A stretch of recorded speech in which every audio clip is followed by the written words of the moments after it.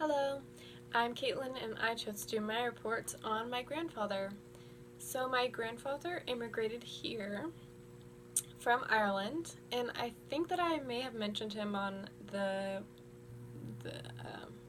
conversation board about immigration, so forgive me if this is a little repetitive.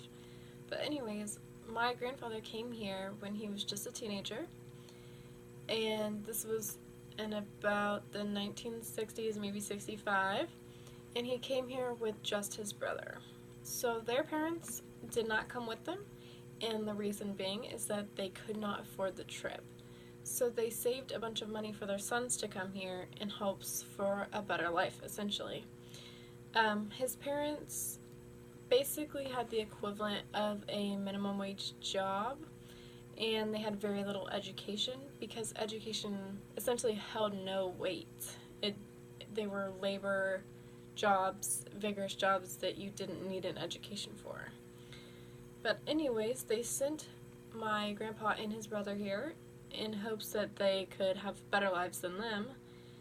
And there was just that stigma around the US that there was this opportunity and that you could make it here, and basically the American dream.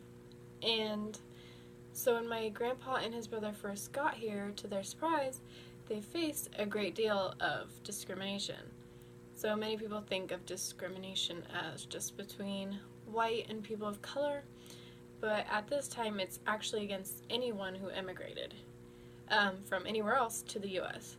So anyone who wasn't American was basically seen in a different light, even if they were white.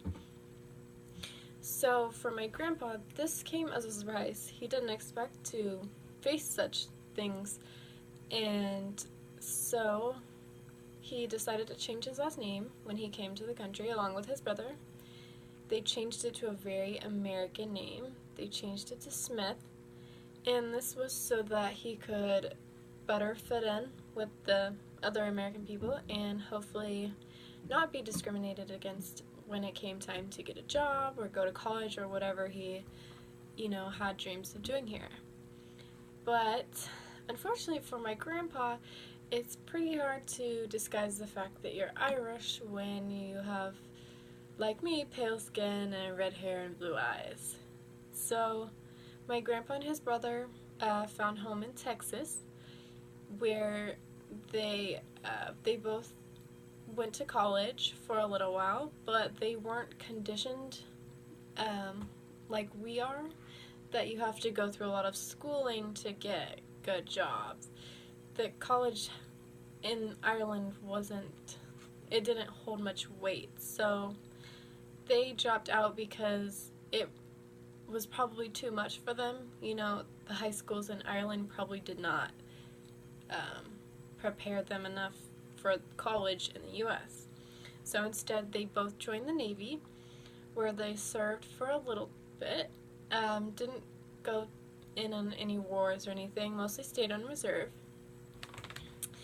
And after that, my grandpa kind of got tired of the Navy life, so he decided that he wanted to kind of slow down, maybe get an occupation and settle down with someone, have some kids. So his friend put him on at Dow Chemical, where he trained him to be a chemical engineer, which is it sounds very difficult to me.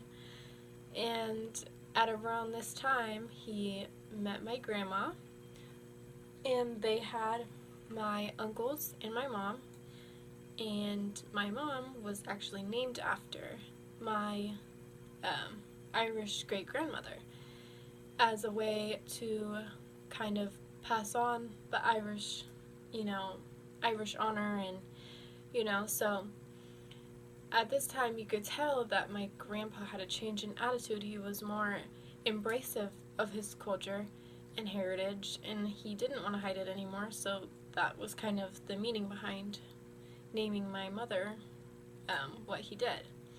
So overall, I think that my grandpa wanted to make a better life for himself, and looking at it, I can say that he did, because in doing that, he not only made a better life for himself, but also life for me possible through my mother and the opportunities that she was given, and now opportunities that I have. So I think that he learned pretty quick that in the US you have to work hard to get to this stage that everyone fantasizes about. And I don't think that he expected to face the discrimination that he did, but seeing his life's journey and where he's at now, I can honestly say that it didn't hold him back that much, because he's become very successful in what he did, and he made life for me possible, and honestly I can say that he pretty much achieved the American dream.